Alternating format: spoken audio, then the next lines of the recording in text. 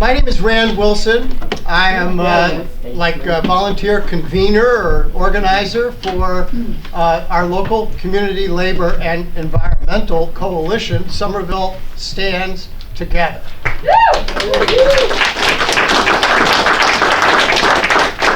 And tonight we're having a teach-in as part of a nationwide program of labor education and celebration of what is honestly an uprising by young working class kids working in jobs at Starbucks, at Trader Joe's, at Amazon, on college campuses all across the country.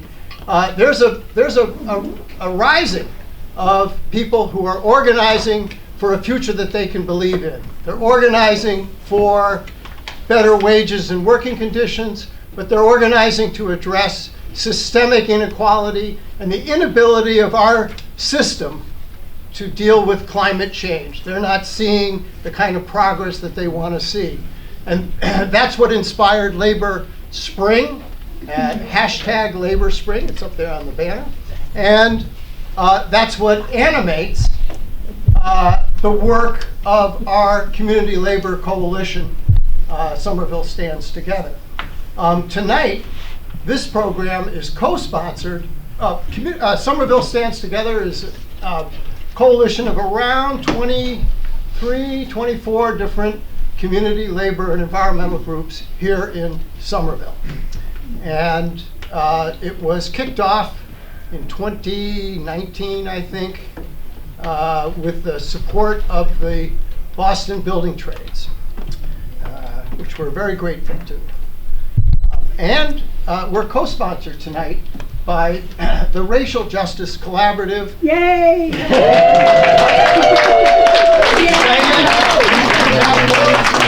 More about the Racial Justice Collaborative, but it's a Somerville-based nonprofit that is trying to promote some difficult conversations about race in America, race in Massachusetts, and race in Somerville. And that's what we are hoping to do tonight, is to begin that conversation. It's not going to end it tonight, but we can start to begin a constructive, positive conversation about race in America, about economic inequality, and the roots of these issues and problems that we face. And Somerville Stands Together has been working with a number of local environmental groups, one of which is the Climate Coalition of Somerville. And Yay! also a member of Somerville Stands Together. And we're going to kind of try to bring the issues of labor, inequality, and inequity together around our vision of a Green New Deal. And so Lee Munera is going to be talking about that. We're going to try to keep our remarks really brief. Rod Madero is from the Painters Union, is here tonight, and he's going to be our timekeeper. And give him a hand. And we're going to kind of try to keep everybody within the 4, 5, 6 minute range, and then when we're done, oh, wait a minute, I have a slide that's all about this. Okay. There's the agenda. I should. Yay! Yay! So I'll talk a minute or two about the labor movement. Diane's going to talk about race and the impact that that has on workers of color in Somerville today. 1 minute. And then, no, this isn't my 5 minutes. And then Lee is going to talk about that vision for a Green New Deal that SST and others have been working on for a couple of years here. And then we'll have some discussion. When we get to the discussion part, we're going to turn the camera off because we would like to make that a freewheeling kind of thing. So I've already got a hand from Tracy. Oh, just clarification, and it doesn't matter to me either way, but if there's a camera rolling, is it something that's being simulcast now? Is it something you're going to be showing on Access Television later? Okay. I believe the plan is to have it on the Somerville Media Center's Somerville Labor Show, if not other outlets within the Channel 3 environment of cable in Somerville. Okay. So, yeah, it was a really good question, but it'll just be the presentations part, and then we'll get to the discussion. We'll shut the cameras off for that. Okay, so Rod, you can start my 5 minutes. So I'm going to talk a little bit about what do unions do, just some basic education about that, some of the struggles of labor in Somerville, and then the challenges that workers face here in our community and across the country, or around the world, as a matter of fact. So the first thing is, what do unions do? And there it is. Unions, when workers are organized, they kind of bring a measure of balance between the employer and the employee, right? So they balance power in the workplace. They raise wages not just for the group that's in the union, but that has an impact on all workers that are, say, in similar fields. And they promote equal pay because we have some principles that we apply in the workplace, which is equal pay for equal work, and non-discrimination is built into the collective bargaining process. Unions shrink the racial and gender gaps because women and people of color who are members of unions earn much higher pay than their non-union, or I should say, not yet union counterparts.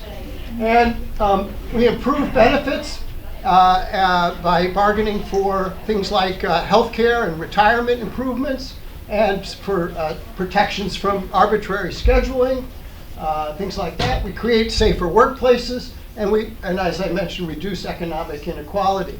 So who belongs to a union in Somerville? This is not a comprehensive or exhaustive list, but we have a lot of public employees, the biggest which is the Somerville Employees Union, and our own Somerville Municipal Employees Union, the president of which is here today. Yeah, we have construction workers, we have the laundries, we've got Stop and Shop and Be Fresh, and of course the big bad employer up on the hill that shares a campus with Medford, that Tufts, and I understand there's a rally there tomorrow at 3:30 in support of the custodians and cafeteria workers. Oh, in support of the cafeteria workers. Who earn $6 to $8 less than the ones at Harvard, which is hard to imagine. Hard to yeah, there's Tufts. Okay, so I'm gonna jump ahead because I'm running out of time. And what are some of the struggles of the labor movement in Somerville? And I listed a bunch here, which is boring to look at, but I brought some exciting pictures.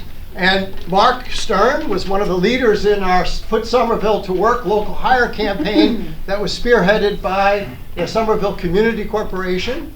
Mark was our liaison to the Sugar Group on that one. We lost that fight, but I'm going to talk more about that later.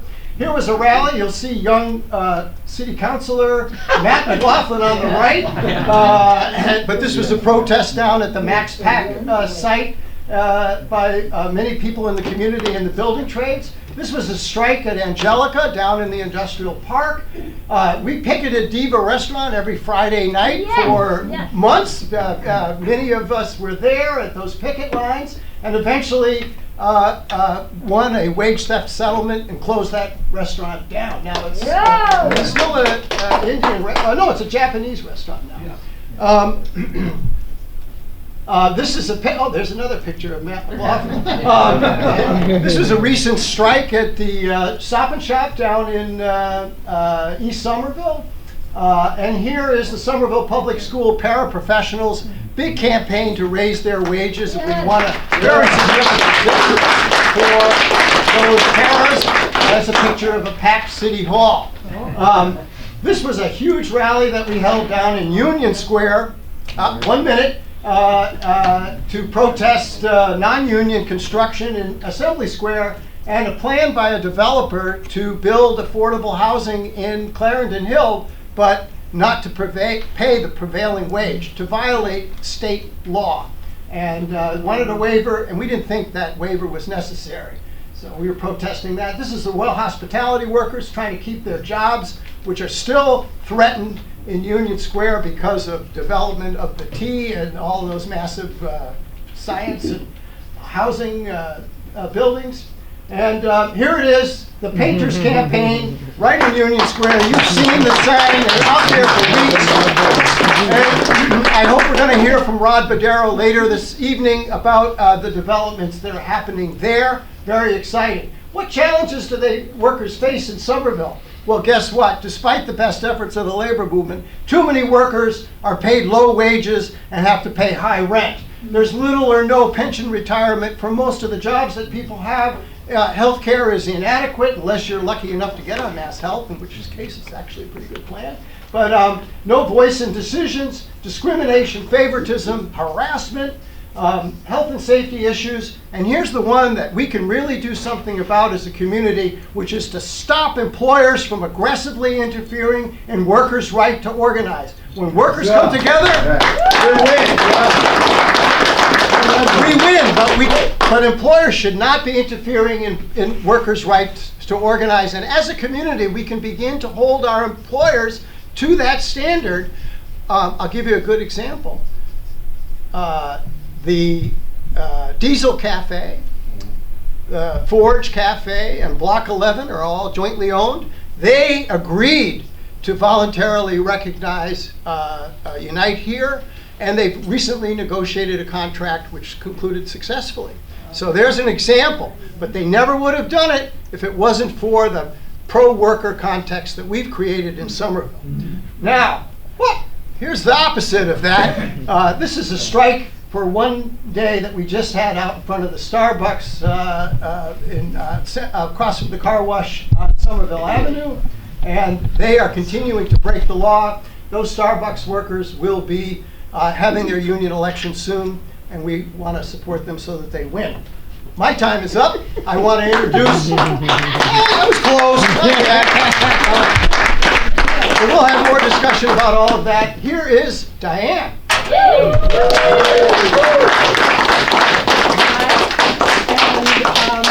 And in addition to the three of us here, there are three people here that are going to give 2 minutes of responses to what we're saying, and they'll follow us. So Greg and Stephen, and is it Rod? We're going to just wing it on the labor person. We're going to wing that. Yeah.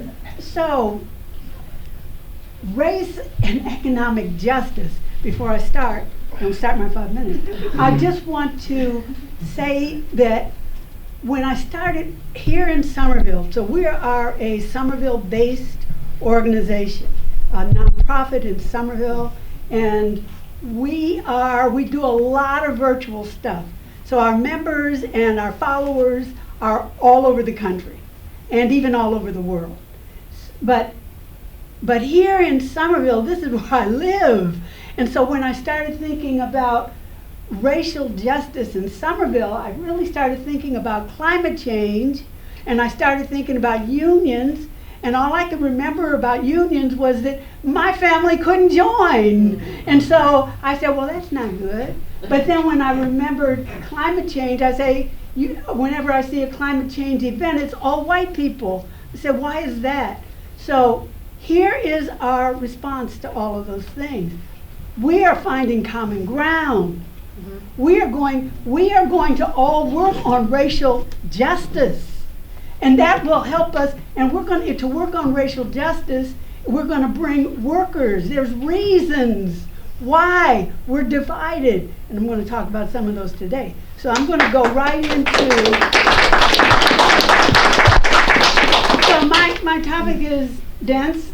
I'm going to bring in the Supreme Court, but I have notes. Because I've only got 5 minutes. But fortunately, my slides that you can all have hypertext in them, and they work. So once you get them on your computer, you can see references to everything that I'm going to say. So let's start with Somerville. Here we are, Somerville, and on the left you can see that the blue are white people. So white people, it's not just only Somerville. This also covers some of Cambridge. and some of Everett over to the right. So when you start seeing more people of color, it's probably not in Somerville. It's somewhere else. But if you look to look at this fairly, because if you look at the black population for the last decades, it's always been under about 5%. And so you will see larger numbers of Latinos, Hispanics, and larger numbers of Asians. But I'm going to focus on the black population because that's kind of the crux when we have to look at anti-blackness to see what is really going on. If you look at the slide on the segment on the right, though, in Somerville, the dark green spots are the most diverse areas. So that represents diversity.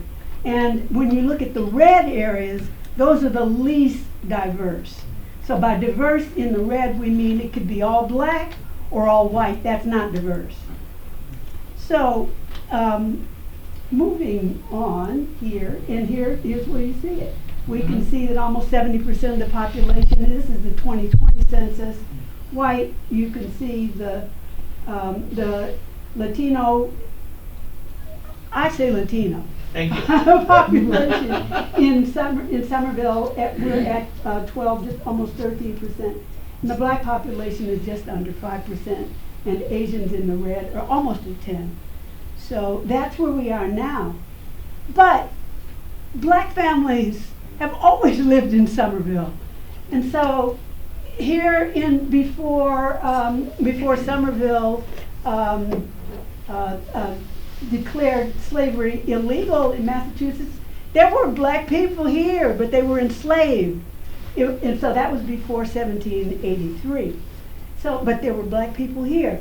And then the records will show you that in 1860, there were 8 free black people living in Somerville. And it didn't stop there, because on Cameron Ave, we all know where Cameron Ave is, up in North Cambridge, Somerville, there was a camp there, a Union soldier camp. And so after the Union soldier Camp Cameron, it was turned into a refugee center for African American refugees escaping not escaping, but leaving the South from the Civil War. So there were black people here then. But now we see that there's a recognition in Somerville that there's a problem. And in 2015 and in 2020, the city started to do outreach to find out what's going on with race and racism in Somerville. So if you look to the right there, you can see that there were issues.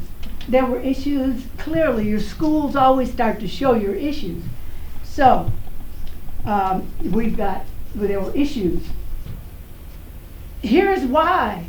If we go all the way back to the beginning of the country in the Supreme Court, this is really important to see that the Dred Scott case, and that was a case where the Supreme Court justice said that he declared that blacks have no rights which the white man was bound to respect. So this is the foundation of the country. And here's Dred Scott. And how is that, what happens after that? Here it is. Jim Crow, the aristocracy took the world and gave the poor white man Jim Crow. And he said, if you're hungry, you may not have any food, you might not have shelter, but eat Jim Crow. Show your children that look who they are. They're white people. They have more rights. They have rights black people don't have. So they gave them Jim Crow.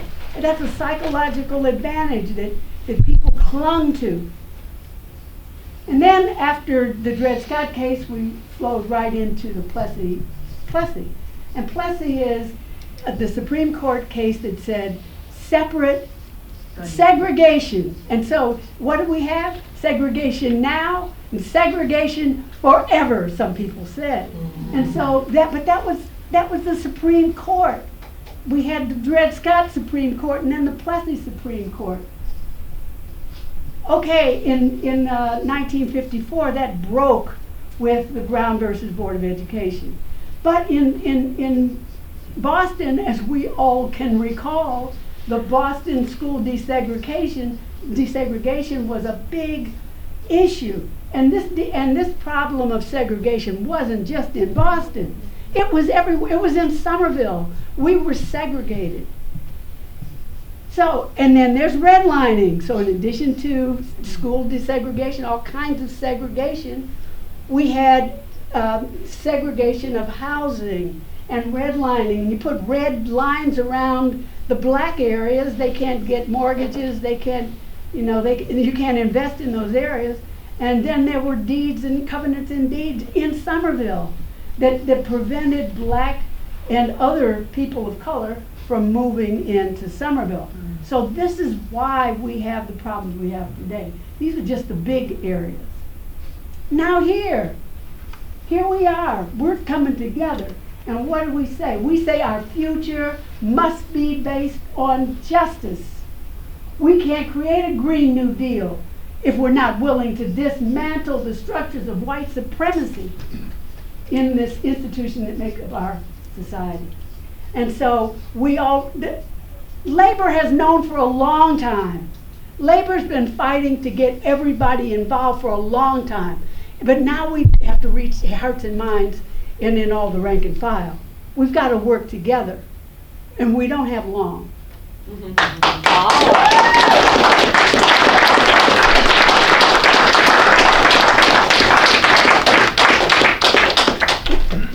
It's all good. Okay. Hi, everybody. Hi. Okay, I was told I have to be brief, and that's impossible for me, but I'll do my best. So I'm Lee, and what I'm seeing my primary function in this moment is really just to kind of catch people up on what's been happening with the Green New Deal locally, the connections nationally. I think a lot of sort of setting that baseline for conversation tonight means really expanding out, thinking national, where is this even coming from in connection to local, and then also having to reach back in time to where it all began, essentially.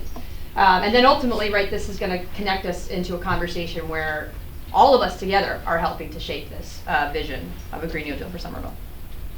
Okay, so panning out, national level. So I think people have been hearing Green New Deal, especially in the last few years, mainly in connection with what happened in 2019. But again, I do want to just reach back, giving some context to this.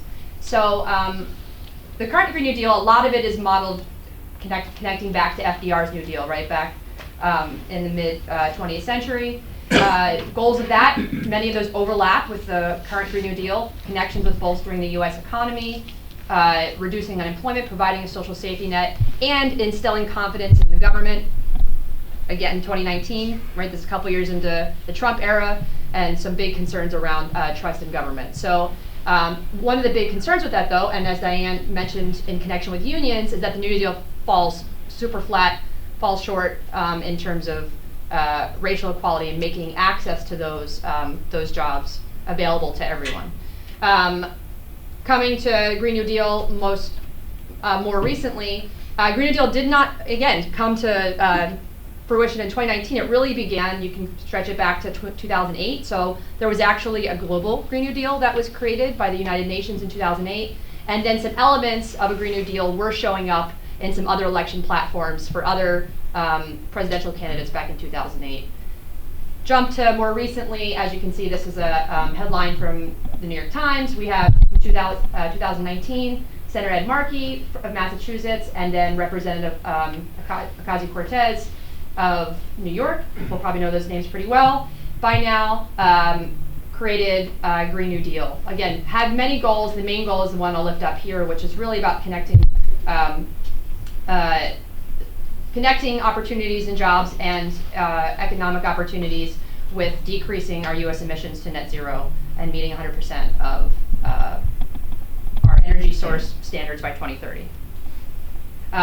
Maybe it's something else, just jumping down to, is reminding us that Green New Deal, similar to our resolution, non-binding, ambitious, and I think a criticism of it was that it was somewhat vague. So how are we actually going to implement something like this nationally? So jumping to the local. Unfortunately, that did not pass at a national level, but what Somerville said is we want to commit to this. So we're going to pass a resolution that both affirms many elements of the federal Green New Deal and then also makes some of those connections to our local, the local context. And so this is just lifting that up. And that was in September of 2019, so a few months later. And as I just pulled some text there from the first few sections of it, of that resolution as declared by the City Council. Maybe one that I want to just lift up is Section 3, right, envisioning a future where Somerville residents can live healthy, prosperous lives. So again, what is that going to look like in the context of economic and racial equality? Okay, so 2019, over the last few years, we can ask first the question I have here on the left on the slide, have we lived into this? If so, how? Some aspects, I don't know if people here were able to go on Monday night also to hear the dialogue between Mayor Ballantyne and Senator Markey, but they lifted up some things to celebrate. What are the ways that we actually have been living into a Green New Deal? Two sections of our Green New Deal, especially in the lines of displacement and green economy, we have actually made some strides. So I do want to just lift up some things that Mayor Ballantyne did mention. They primarily connect more, I think, to the housing and transit-oriented aspects of the Green New Deal as opposed to the jobs and the economic inequality. But with the installation of the GLX, now 85% of residents are within a 15-minute walk of the T. That's awesome. The Somerville Public Schools and Community Action Agency of Somerville now have fully subsidized T-Pass availability for students, families, and low-income residents. And some might know that we now have a first citywide bike network plan. And then in the last couple of years as well, I think last year 637 trees were planted prioritizing low canopy neighborhoods. So there's definitely been some strides, but again, not much, especially on the realm of green jobs. So that's where SST came in. We said, insufficient, we need more. And this is where, as a community, we can help demand more and actually cultivate some of this ourselves. So, Labor Climate Connections began, 350 and Climate Coalition joined SST. I don't know when 350 joined, I know CCS joined in early 2020. We said we got to get everybody together, Labor and Climate Connections. So we had a summit, got all these groups together. We finally, the final results of that was we created two different working groups. One was focused on shovel-ready projects for when funding was ready, and another was looking at the Green New Deal and also the Climate Forward Plan that came out in 2018 to see how we can improve upon that. And then what we did is we shopped that out to the City Council and Mayor, mayoral candidates at the time in 2021 and 22. Everybody unanimously endorsed it. There was a lot of energy, momentum, and celebration for it. And then this is just naming some of the Green New Deal goals that we have been pushing for the last couple of years. So I'm not going to go through all these, but this is just to celebrate some of those shovel-ready practices and projects that we wanted to put forward. These, part of the reason I wanted to lift these up is because this is that intersection of economic and racial inequality, right? An example of that could be the energy efficiency rehab program. So $1.2 million has actually been put towards that. And if that could focus on affordable housing, right, we're getting again at the economic and racial inequalities there. And especially if you focus on Somerville housing authorities, properties. And so another piece of that, again, we just want to note, SST has kept our eye on funding opportunities. People might know a little bit about the American Rescue Plan Act. So tonight, I think a major focus of our conversation and what opportunities might come to us would be looking at the American Rescue Plan Act and then also Inflation Reduction Act. And if you are paying attention to what's happening now, I'll just name some things here. As mentioned, Sustainable Week, right, is this week. We're in it. And 2 nights ago, Senator Markey, along with Mayor Ballantyne, had a conversation talking about what a Green New Deal could look like now and the ways that the $1.something trillion of the Inflation Reduction Act could be invested locally. And then the other thing I just want to name that we're talking about within SST and want to talk with you all about tonight as well is that the Climate Forward Plan of 2018 is up for updates this year. So yeah, let's get involved and figure out ways that we can really bolster community engagement in that process.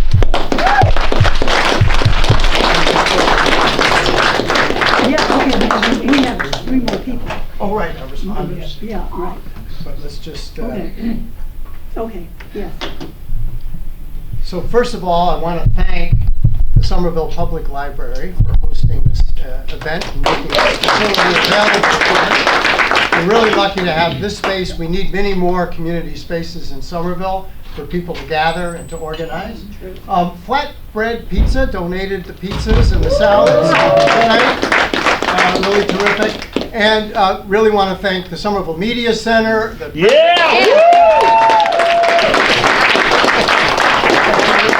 Producers, board members, and staff of that organization. Terrific work, and we're really happy that they'll be promoting it. And of course, I want to thank all of you for attending. We are going to have some short responses tonight, and Diane's going to facilitate that. Then we're going to shut the camera off and have a freewheeling conversation, which Diane will also facilitate. So, thank you very much. When you say that, do you want me to turn the microphone off too? Yes, we won't need the mic, Cool. because it's not doing anything except for your broadcast, right? Yeah. Yeah. So, let's get started with our respondents and jump right into the conversation. Diane? Well, thank you again. I want to emphasize what Rand said, and even say it more strongly. We need you. We need all of us. We're running out of time, folks. We must work together, cut through the nonsense, and get it done. So, I want to call on Greg. Greg is our first respondent. We're going to go from the last person. Thank you, Diane. I'm a member of Somerville Stands Together, and I'm Stand up. all these knees. They used to be. I get a discount because of the knees. I'm with the shovel-ready working group of our Green New Deal. And I can't think of anything more local that needs to be addressed, especially with hiring local marginalized folks and trained. If we take a look at the Mystic housing and the fact that they're adjacent to the I-93, where the particulates have been shown to be deadly, there are people of color predominantly in the Mystic housing, and the asthma rates have gone through the roof in there. And there was our Professor Doug Brugge did a wonderful study on that a few years ago. We had him on the Somerville Labor Show recently. But I think one of the shovel-ready projects we'd like to see is to have local marginalized people trained in putting in some kind of particulate filtration systems and air conditioning systems in the housing there. Because that's the nexus of injustice, racial, economic, and labor. So that's my 2 cents worth about doing something locally. Yeah. Me and my big mouth. Thank you.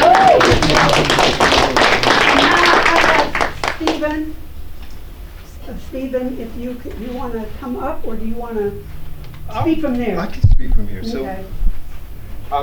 hello, everybody. Hello. I am from RSJ, Stephen Flight from RSJ, and just really.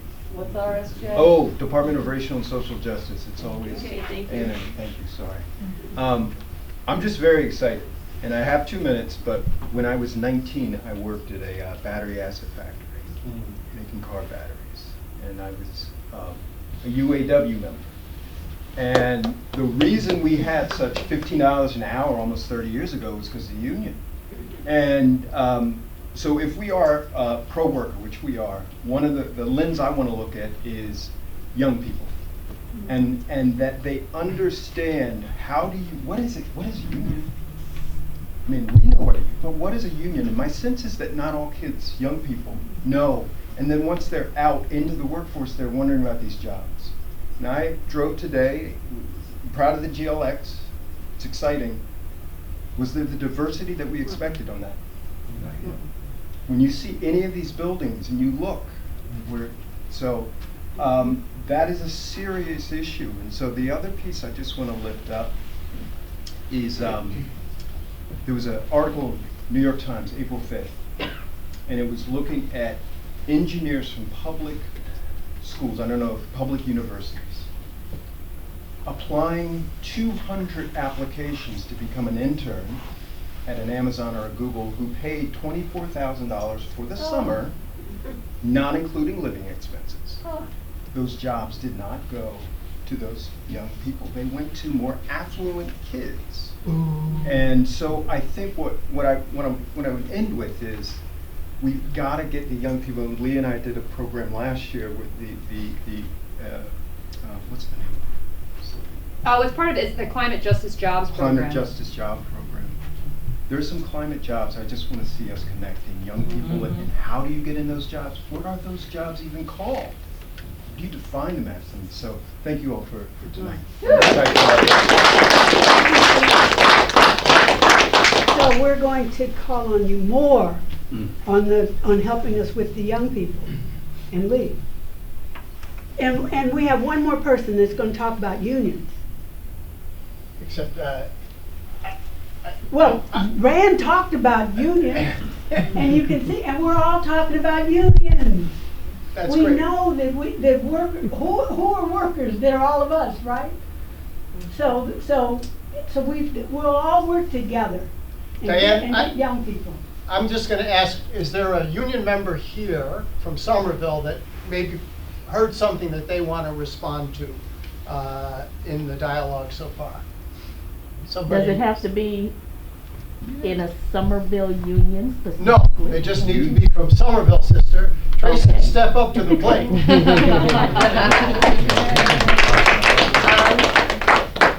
I don't think I need that, right? No. All right, so I'm Tracy Pratt. I live here in Somerville, but I work and teach in Cambridge, so I'm part of the Cambridge Education Association and part of the Massachusetts Teachers Association. So that is our state and local labor union. Here in Somerville, we have the Somerville Educators Association. One of the things I want to say and respond to, I feel like Stephen alluded to it, and Diane, you showed some things about students, like just being able to have access.